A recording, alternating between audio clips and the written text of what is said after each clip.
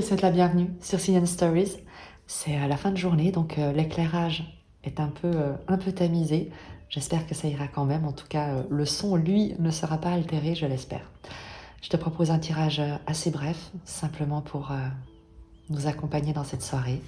Je vais utiliser le tarot, ici le classique, que j'ai déjà utilisé précédemment, et le tarot, le, l'oracle de Rumi que j'adore, et qui a toujours des messages absolument sublimes. J'étais en train de réfléchir en même temps à plusieurs choses, d'où les petits lapsus. Tu trouves absolument tous les noms des tarots, les auteurs, dans la barre de description. Donc si jamais tu n'hésites pas à aller jeter un œil, s'il y en a un qui t'intéresse, ils sont tous listés avec les éditions, les auteurs, etc. Je te propose de commencer tout de suite. Je te remercie de ta présence, évidemment. N'hésite pas, s'il te plaît, à t'abonner, à mettre un petit commentaire, à mettre un pouce. Ça me permet de savoir que tu es là et c'est toujours agréable.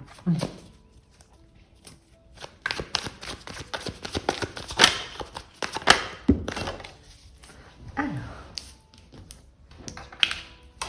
première carte qui est sortie, on est sur le 9 d'épée. Une anxiété, une angoisse, un stress. Le 9 d'épée va toujours nous parler d'anticipation de quelque chose de négatif. Ce sont les nuits blanches. C'est un état de stress. C'est quelque chose qui, comme te prend la tête, qui t'empêche de dormir, qui vraiment t'angoisse, comme une couverture humide qui te recouvre les épaules et qui te fait frissonner et tu ne sais pas vraiment pourquoi. Il n'y a pas grand-chose de rationnel ou de fondé avec le 9 d'épée. C'est un sentiment insidieux qui peut se développer. On va aller voir le message par rapport à ça.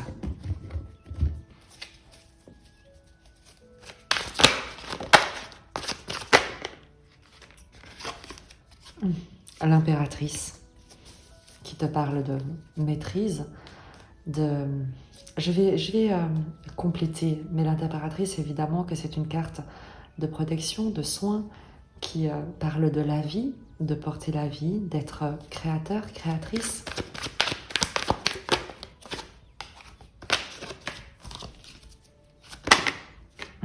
Le monde, quand on te parle de porter, de créer, le monde, c'est l'accomplissement.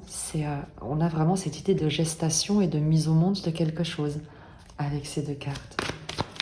Il y a quelque chose, je sais pas, on va voir. On va demander plusieurs précisions. Le 4 de bâton. Excuse-moi. C'est vraiment comme si on te disait, mais de quoi est-ce que tu as peur ? Tu as le pouvoir, la maîtrise, le soin, la protection, la créativité, l'assurance. Tu rayonnes avec le monde. On parle de réussite, d'accomplissement, de célébration, d'être arrivé à une étape de vie.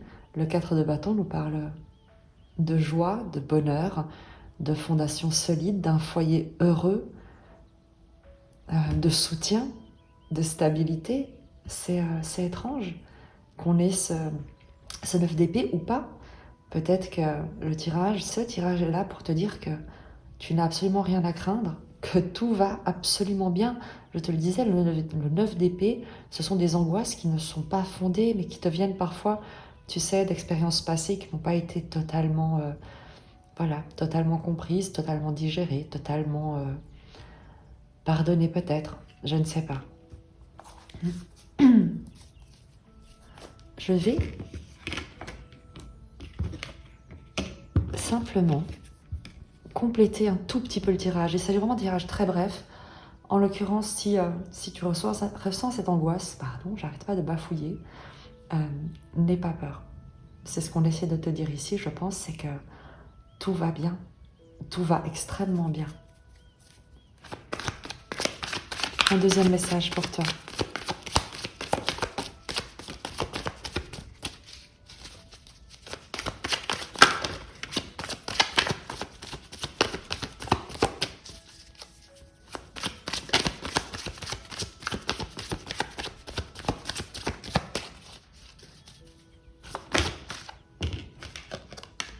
Le 2 de coupe. Le 2 de coupe, ça peut être évidemment la relation amoureuse, le partenariat, le lien de cœur. Mais le 2 de coupe, c'est aussi la vocation, c'est tout ce qui est aligné avec notre âme, avec notre aspiration du cœur. Tout ce avec quoi résonne notre cœur, qu'il s'agisse d'une personne, d'une activité, euh, de tout ce qui va en fait être l'expression de quelque chose d'extrêmement authentique par rapport à toi, par rapport à tes aspirations.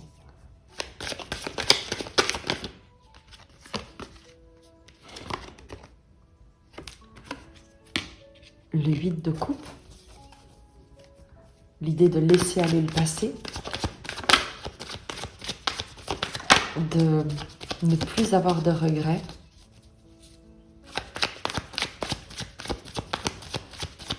C'est comme si on te disait, tu as trouvé ta place, laisse tout le reste, tout le passé derrière toi. Tu as trouvé la personne, ta place, ta vocation, quelque chose qui vraiment résonne avec ton cœur, et tout le reste, tu peux le laisser aller. Tu peux tourner la page. Cavalier de bâton, pour te lancer avec enthousiasme, courage, ne traîne pas le passé comme un fardeau derrière toi. Ne te laisse pas ralentir par ce passé ou ne le regrette pas, n'essaye pas de le retenir. Il y a tout un territoire à explorer, te dit le cavalier de bâton, et il trépigne. Il y a tu vois, cette ambivalence avec le cheval qui est tourné et le cavalier qui sont tournés dans la direction de ce 8 de coupe, mais tous deux regardent vers l'avenir, vers la droite. Donc il y a un au revoir qui a été fait, apparemment, et on te le confirme, une réelle résonance avec toi-même, un alignement qui s'est fait, et tu es sur le point de t'élancer vers une nouvelle aventure.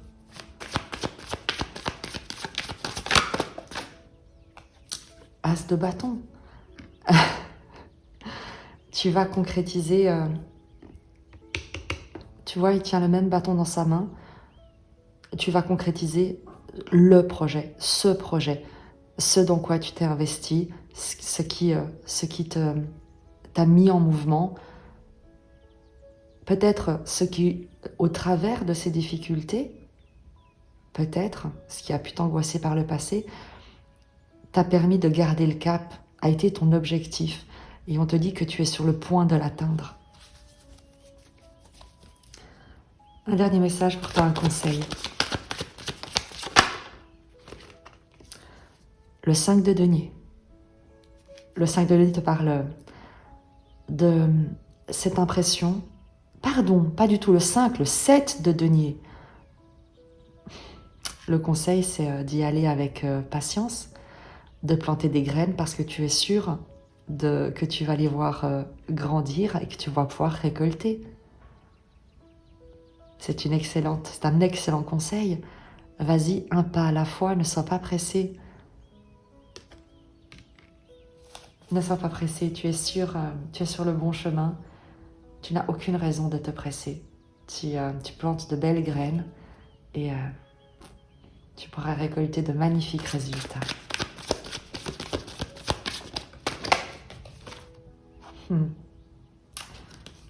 La reine d'épée. Et fais confiance à ton esprit, à ton analyse, à ta clairvoyance, à ton instinct, à ton intuition. Très sincèrement, tu as une intelligence qui est brillante, tranchante. Ne doute pas de ce que tu sais, ne doute pas de ce que tu vois, ne doute pas de ce que tu perçois. Tu vois clair. Et on te demande également de rester imperturbable avec cette reine d'épée. De ne pas laisser peut-être, regarde le 9 d'épée ici, de ne pas laisser ces angoisses venir te perturber. Et avec la reine d'épée, de trancher, de couper court à toutes les pensées qui pourraient venir peut-être te prendre de l'énergie que tu dois consacrer ou que tu es invité à consacrer à ce projet plutôt qu'à des plutôt qu'à des craintes qui sont, on te le dit, totalement infondées. Je vais terminer avec un message de Rumi. Si tu as écouté jusqu'ici, je te remercie très sincèrement. N'hésite pas, s'il te plaît, à me laisser un commentaire et je vais te lire le message. Entre dans le jardin des délices. Magnifique, magnifique résonance.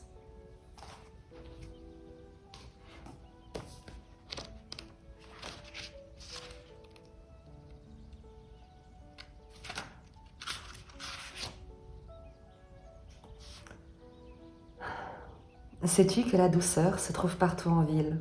Sais-tu que l'hiver s'en est allé, que le printemps revient? Sais-tu que le basilic et l'œillet murmurent dans le jardin, et rien de voir combien tout se trouve aisément? Sais-tu que le rossignol revient de son grand voyage, chantant des mots d'amour et répandant la joie à chacune de ses notes? Tout dans le jardin s'est vu accordé par la cour divine le droit d'apparaître pour notre plaisir. Tout est là, pour rendre la terre verte et vivante. Tel un havre de paix pour nos vies, ce qui reste enfoui sous terre essaiera toujours de percer. Nul être réellement vivant ne peut être mis en cage, dans une prison ou une tombe. Et c'est un poème de Rumi. Il y a un moment de grâce quand on entre dans le jardin des délices. Un moment où les sens imprégnés de beauté, alourdis de plénitude, ralentissent l'esprit tant et si bien qu'il peut percevoir le grand bien-aimé dansant derrière les voiles de la nature.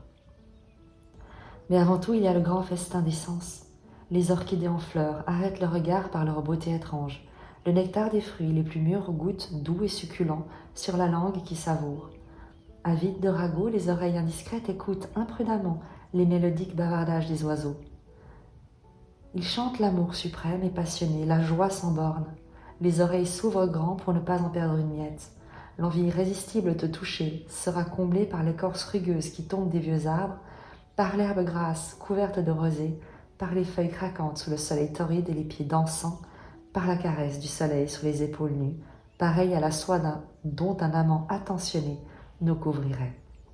La brise souffle de la terre, est délicieusement parfumée par la lavande et le jasmin que le Père Soleil a chauffé. Ô savoure, imprègne-toi jusqu'à tendre les bras vers le ciel, la tête renversée, les yeux roulant au fond de leurs orbites jusqu'à ce que ton corps animal et sacré perde la raison dans l'amour. Ah, le jardin des délices et ses effets narcotiques. Il berce les sens, ôte les tensions, nous fait entrer dans une longueur sacrée qui rend enfin possible l'expérience de l'amour. Reposons-nous là, dans cette luxuriance où l'on ressent la beauté de la vie, où l'on se libère des prisons de la souffrance ou du doute.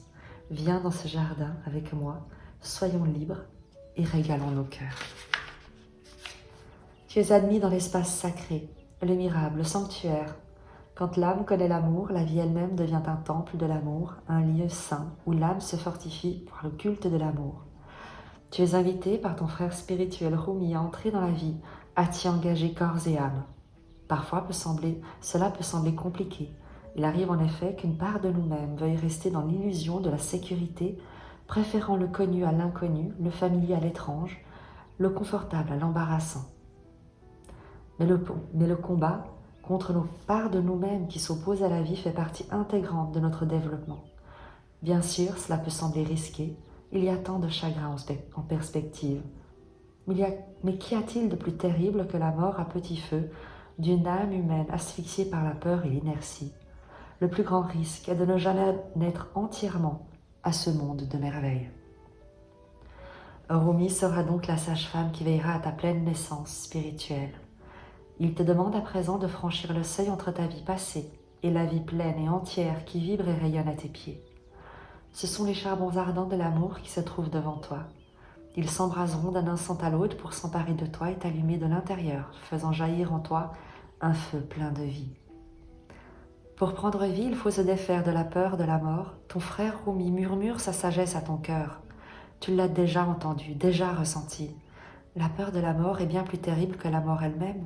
Ce qui est en train de mourir en toi n'est rien d'autre que la peur de la mort. Et tu verras que cette mort libérera ton cœur. La vie et la mort sont des anges jumeaux qui dansent ensemble en communion avec le sacré. Vie et mort ne sont pas opposés, mais donnent à l'âme sa vitalité et font du jardin des délices quelque chose de réel. Elles favorisent nos progrès en générant les saisons de l'âme, en donnant l'apparence d'une fin à ce qui n'est en fait qu'une simple étape de vie et du cycle de la vie. Tu as traversé de nombreuses morts, mon amour, des morts autour de toi et des morts intérieures. Tu connais cet ange obscur et c'est pourquoi tu es si plein de vie. Tes tentatives de rester tel que tu as été, d'immobiliser une part de ta vie ou de la rendre imperméable au changement, se sont soldées par un échec. Alors célébrons cet échec. Il n'y a pas de plaisir dans les moments figés du passé lointain. Pourquoi essayer de s'en repaître? Ce ne sera jamais aussi nourrissant que de bons morceaux de vie tout juste sortis du four. Viens, goûtons ce qui se présente à nous dans l'instant. Nous nous enivrerons, nous étancherons notre soif profonde. Apprécions la richesse de ce repas, soyons reconnaissants et pleins d'admiration pour cette création magistrale. Ne te laisse pas affamer par le souvenir de la mort et ne te prive pas de la vie. Tu t'accroches encore au passé? Je t'apaiserai en te caressant le dos, puis tournerai délicatement ta tête vers la droite pour t'obliger à voir le soleil levant. Ta vie est bénie, vois-tu. Je veux que tu le saches, je veux que tu finisses par l'accepter. Laisse derrière toi les horreurs du passé. Elles ne sont rien de plus que des fantômes. Le jardin est ici pour être touché, goûté, vu, écouté, senti, inhalé et aimé. Cet oracle t'apporte un message. Une nouvelle aube se lève pour toi. Bientôt, le passé n'aura plus aucune emprise. La fête est imminente. Tu es invité à entrer dans la lumière dorée de l'abondance divine. Laisse derrière toi les soucis pour assumer ton héritage divin et entrer dans le lieu où tout s'arrange selon la grâce et la bonté divine. Et je te lis le rituel sacré si tu veux le faire avec moi. Dis à voix haute. J'accepte le don de grâce et de guérison qui m'est accordé. Je laisse derrière moi toutes les prisons et toutes les tombes, conscientes et inconscientes, du cœur et de l'esprit. Je m'ouvre à la vie et à l'assistance divine à travers l'amour inconditionnel, en répondant présent à la beauté miraculeuse qui cherche à vivre en moi pour le bien de l'humanité. Je sais que je suis digne de cette grâce, que je suis cette grâce. Ainsi soit-il. Posez doucement les mains contre le cœur, en les y laissant aussi longtemps que vous le souhaitez. Le rituel est terminé. Je n'ajouterai rien à ce tirage. Je te dis à très vite et je t'embrasse.